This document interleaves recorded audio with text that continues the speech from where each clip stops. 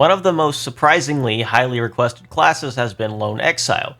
Perhaps this is because it shares many art names with Dunban from the original game, or just because it's one of the more fun tank classes to use with some variety in how you can approach the playstyle. Speaking of which, the way I found it's pretty fun to play may not exactly be the most optimal since I won't be taking huge advantage of agility, but it sure is fun and still works pretty well most of the time. In this video, I want to discuss Lone Exile, talk about its strengths and weaknesses, and showcase how to use it most effectively, or at least one effective way, I suppose. As always, if you enjoy these guides, please be sure to subscribe to the channel if you like me enough and want to see more guides in the future. Let's get into it. As Uni is the S rank for the class, I will be using her. Now, Uni is probably not as tanky as someone like Lons, or even Mio, and probably doesn't have as high agility as Mio either, and her attack stat is probably the lowest. She is still the S rank for the class, and as such, I think she deserves to be shown off for the class, because why not use Uni to hit people with a dual saber? I think that's pretty cool. One very interesting thing about Lone Exile is that all of its arts are pretty decent multi-hits.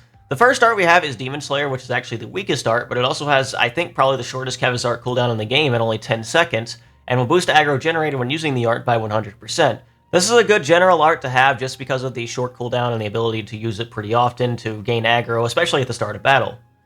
Eye of the Storm is an art that has a 150% power multiplier and will deal 200% of attack damage when you take damage. Unfortunately, 200% of your attack damage is only a little bit over 2,000, so it's going to get drastically outdamaged by your art options in most situations, and I don't really think this is going to be a great skill in most situations because of that. It has a 24-second cooldown, which is pretty long as well, so you most likely are not going to want to use this art, because I think there are going to be better options to take aggro and to deal damage. Gale's Slash will boost damage to enemies targeting you by 100%. This is 4 or 5 hits. It has a 340% damage multiplier, which is pretty decent, and a recharge gauge of 17 seconds, which is not too bad at all.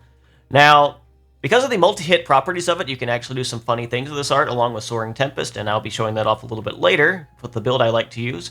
But I do think this is a pretty decent art overall, just for general use as well. You can get some good damage when enemies are targeting you, especially since as a defense class, you don't have a ton of built-in additive damage totals. So you can get a pretty large total of damage with this art whenever enemies are targeting you. And as such, it should probably be one of your best arts, and art you should consider running basically all the time. Soaring Tempest is just a general launch art. It has the same power multiplier of 340%, and it's on a 19-second cooldown. This art hits like 5 or 6 times, I don't know the exact number, but it's also really funny, and launch is just a really good effect to have. This is your launch master art also. It's a pretty good art to run. Smash is really broken in this game, so I'd definitely consider this. Jaws of Death will boost damage dealt by 30%, and aggro drawn when attacking by 25%. Now, this is actually a pretty good stance, but at the same time, it doesn't really fit with the playstyle I like to use with the class, which is spamming arts as much as possible. The long cooldown is unfortunately a pretty active hindrance, and despite the 30% damage boost, I think there are going to be better ways to increase your damage as much as possible and to keep aggro, because I don't think the 25% aggro drawn is really that necessary with this class. Your talent art is Blossom Dance. I'd say this is one of the better talent arts in the game because it has a really fast recharge gauge of 2. It deals damage that ignores the defense of an enemy entirely, so no matter how tanky an enemy is, you'll also be doing the full amount of damage, and it will boost aggro generated by the art by 100%. This has a pretty good power multiplier of 700% as well. There's really nothing but positives to this. It's a really spammable art and really fun to use with the class, and somehow it's the weakest iteration of Blossom Dance, which is really funny, but this series just has some really broken arts called Blossom Dance, I guess. Still, really good talent art, definitely worth running in most situations. My master arts are pretty interesting. I have the Incursor and Martial Artist master art that has a 400% power multiplier and grants guaranteed evasion on the attack. This is just to increase my own survivability a little bit since I don't actually have a really high agility value or even a high HP value. So I'm kind of not the tankiest despite being a tank class, and I want to give myself some extra survivability and the ability to dodge some really dangerous moves. The final master art I have is Mighty Beat. It's actually linked to the launch art Soaring Tempest. This means whenever an enemy is toppled, you can fuse the 2 arts together to get an instant smash, which is really good because smash damage scales based on the duration left on launch, which is really funny. So that is one way you can get a lot of extra damage. Also, just in general, the bonus effect of the smash is actually good in this case because boosting aggro generated is actually pretty good for a tank class. So I think this is actually a pretty good match and definitely an art worth running in a lot of situations. Another art you may want to consider is Wide Slash, just to give you guaranteed evasion on all 3 of your master arts, which can definitely give you a lot of extra survivability throughout a fight as long as you are properly using your abilities. You could also consider running maybe a stance on one of these master arts. Maximum Voltage is always a pretty good stance to bypass block rate, but you're probably just going to be better off running all attacking arts with decently short cooldowns. The class skills include Goading Attack, which boosts aggro generated automatically by 60%, which is always going to be pretty useful to make sure you can get aggro. This class has no real issues getting aggro at all. Like, of all the tank classes, this class will get it the easiest if you set it up properly. Maniac will boost damage dealt to higher level enemies by 50%. This is one of the only added to damage boosts on a tank class at all, and considering a lot of the strongest and most dangerous enemies are always going to be higher level than you, I think this is a pretty good effect to have. It's basically a free 50% damage boost, and that gives you more aggro, that gives you more damage overall, and is really nice to just have in general. Returning the favor, when a nearby ally is attacked, you do 250% of attack and damage to an enemy. So if for some reason you do end up losing aggro, this is a little bit of extra damage that can be applied, probably about 2,600 or so. It's at least something. Natural Selection will reduce damage taken by 30% when HP is at 30% or lower. This is just an extra survivability tool, which is always going to be nice for a tank to have. For my master skills, I am running Ultimate Qigong. This will ignore 50% of enemies' physical defense when landing a hit. This is pretty valuable to have because it's basically a guaranteed at least 50% boost to all damage, and probably more if an enemy has pretty high defense values. And I think it's definitely worth running on basically all physical classes, even the tank classes, just because of how strong it is. I also have Frenzied Combo. On critical hit, recharge art used by 30%. This probably sounds crazy, but just trust me, it works really well with this class because it affects multi-hits. Every time you get a critical hit on any individual attack of a multi-hit, it'll recharge the art another 30%. This can allow you with enough crit rate to basically essentially spam your arts because of how many hits your attacks do, which is really, really funny and one of the funniest playstyles I've ever seen, and can allow you to get a lot of extra damage you may not have been able to otherwise, and possibly might be the highest DPS setup. I don't know for sure. I haven't tested every single thing about this, but it does seem really, really fun and really powerful in most situations. I'm also running Eye for weak points. This will boost my critical rate by 2% of initial value up to a maximum of 100%. This is just to get that guaranteed extra crit rate, which is going to be really valuable throughout the fight, to make sure I can hit hard. Unfortunately, I can't really fit Critical Strike with this current skill set, which is a little bit of crit damage loss, but luckily the gems give you some crit damage, and because of that, you have a good mix of multipliers. You've got Maniac giving an additive 50%, you've got crit damage from your gem, and you've got defense lowering from Ultimate Qigong, which gives you a lot of sources to get some extra damage, and it all multiplies together to give a pretty strong, powerful class. For gem setup, I am running Empowered Combo. This is another independent damage multiplier, speaking of those, which boosts damage by 75% when you cancel into arts, and trust me, we will be canceling very, very often with this class. Analyze Weakness will grant critical damage, 70 percentage points. Already talked about this, basically a requirement just for a lot of extra damage with the crit rate I am running. And Still Protection will increase block rate by 30 percentage points.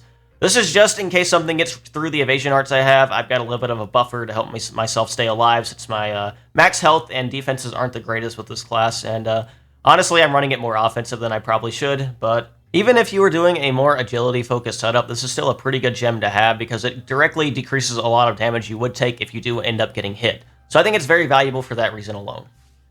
For accessories, I am running Chaotic Memory. Arts which are canceled into cannot be blocked or evaded. This is really important for hitting some of the higher agility enemies when I fight the level 200 super boss later, or something similar that has really high evasion, because we want to make sure we're hitting all of our attacks. We want to make sure nothing gets blocked either. Since all of our attacks are physical, just getting blocked on a single hit will cancel the rest of the art, which is really not what we want, so Chaotic Memory comes in clutch in that situation. Ceramic Belt boosts attack by 32%. You can get a larger boost if you have multiple Saturni rings from doing New Game Plus, but if you only have one set, you should probably put it on a DPS because they'll get more benefit out of it. But still, an attack boost is always going to be beneficial just to boost all of our damage by 32%. Thermo Headgear increases critical rate by 17 percentage points. This boosts our critical hit rate to a pretty respectable 41%, and combined with Eye of Weak Points, we can get a pretty decent critical hit rate over the course of a fight, I think 65 to 70% or so. This allows you to recharge your arts really often and essentially spam them to basically do a lot of DPS and never lose aggro, which I think is really beneficial on a tank class. The only real weakness of this class is that the survivability is very, very low. I didn't really build very defensive at all, and there's probably a good setup that you can do to be defensive and still do a decent amount of damage, but that's no fun, so I wanted to go with this.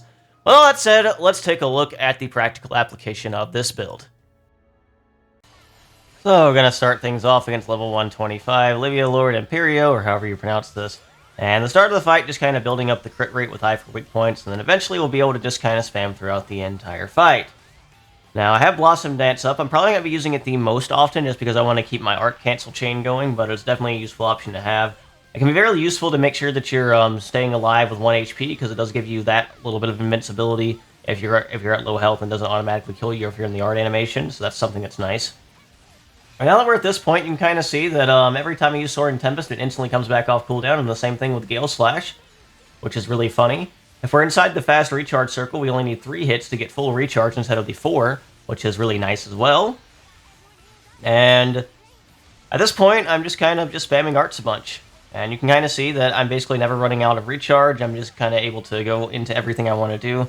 One thing that is important to note is you probably want some combo support with this because you're not the tankiest and you want to make sure the enemies aren't moving the most often. So definitely have someone who can break and topple enemies. That's really good. And I'm also running 3 healers just for maximum safety as well because this is a really dangerous class to be in. Or at least a dangerous build, I should say. Because you're not that tanky and you're going to be taking all of the aggro really, really easily. Especially with the arts this class has.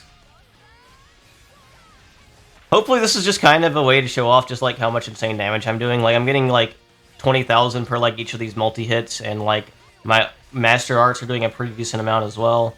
When I can get some smashes off, those are pretty good, but some of these smashes are late in the smash cycle, so it's not doing the most damage, but it's at least doing something some.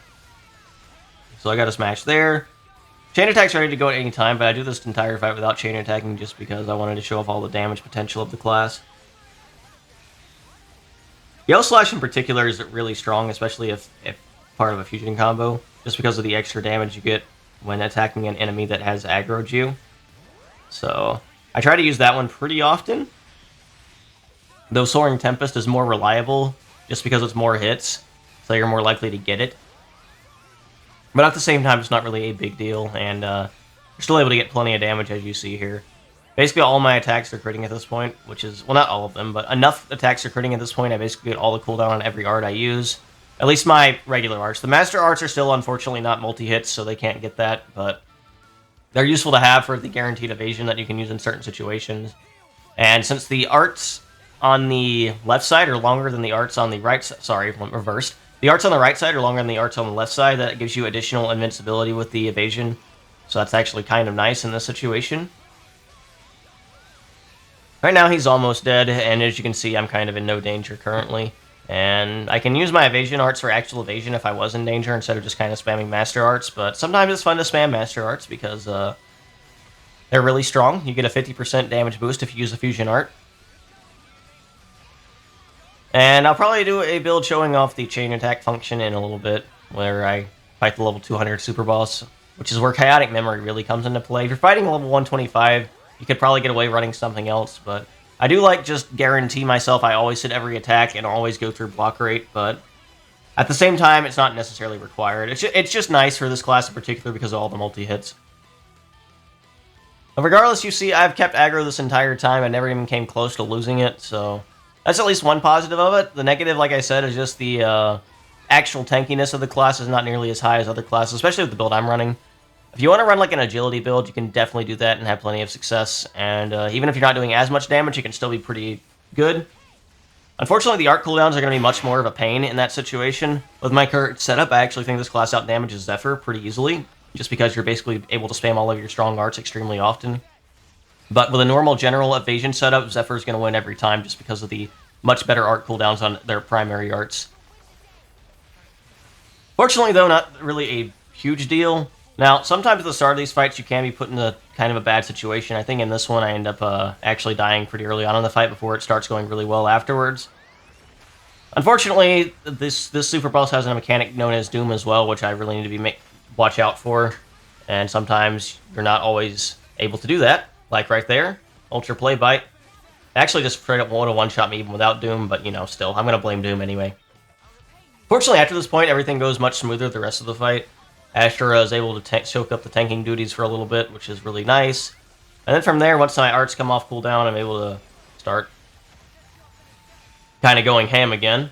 My chain attack's ready to go whenever. I'll probably be doing that a little bit later in the fight. I want to use arts a bit for now, get the damage ready, and then I'll do the chain attack a little bit later, and I'll probably speed up the chain attack just so we're not looking at the same things over and over.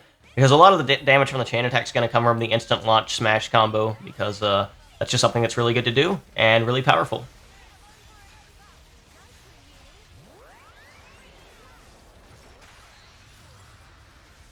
Honestly, this is a really fun build. I mean, this enemy would be evading basically everything, or if I didn't have chaotic memory, he'd be evading a lot of my multi-hits at least, just because level 200 is just a really high level, and normally you need like an accuracy boost to fight this thing if you really want to do a lot of damage, but fortunately I was able to use the chaotic memory as a way to kind of bypass that and just enjoy having fun with the crit rate. We got an instant smash there, if you saw, which is pretty nice. That does a little decent chunk of damage to his health bar. Not the most, but not the worst amount either.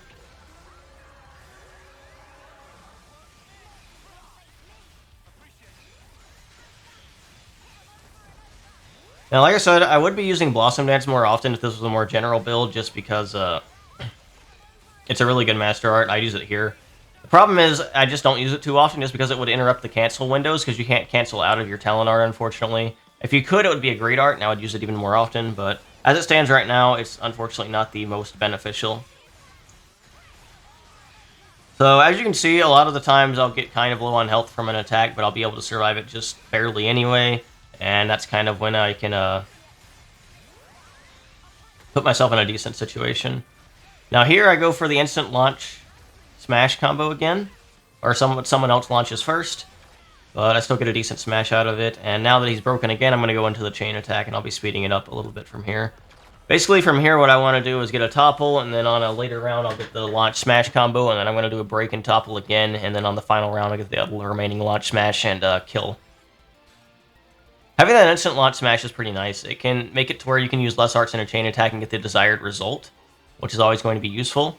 I start things off with the Ashura as expected. I lower physical defense and with Tyon, and I also lower defense to 0 with Noah to make sure we hit that negative 50 value and negative 100 just because of the skill I currently have, Ultimate Shigon. So that's pretty nice. I go ahead and use Uni to get the smash combo. You can see it just did a lot there. And Ashura is going to do more damage. And now here's the final round before the Ouroboros round. This will be the remaining setup. I just used Noah to topple instantly. Uni does some pretty good damage with her finisher as well. And now I'm just going to do the last little bit of setup here, give everyone power charge and an attack boost, and then Uni's going to do the launch smash at the same time. And I think hit over 9 million with the smash. Yep, which is really cool. With the Defender class, not too bad. And then the fight's over, and you got the funny Ouroboros finisher, which will do a lot of damage too. So, I think this class is pretty good, it's pretty fun, but it definitely requires having some support, because as a defender, you're not the tankiest, and you'll need some help from some healers, you'll need some help from some combos, and overall, it is a little risky, but it is a lot of fun to use, and honestly, I kind of wish you could just run it straight up as an attacker that doesn't take aggro, but you're kind of going to take aggro no matter what, just because of the effects of the art, so you kind of have to run it like this, sadly. I think that is going to cover it for this video. Hope you guys learned something or watched, or at least found an interesting way to play, even if it might not be as good as agility in most normal situations. But if you want to do as much damage as possible, it's a really good setup, and I enjoy using it a lot. That's going to cover it for this video. Like I said, if you enjoyed, please be sure to subscribe, like, comment, and tell me what you want to see next. I've got a couple other guides planned for sure, outside of class guides, and I'm looking forward to showing all that off to you guys. So, thank you all so much for watching, and have a wonderful and blessed day, and hopefully I'll see you soon.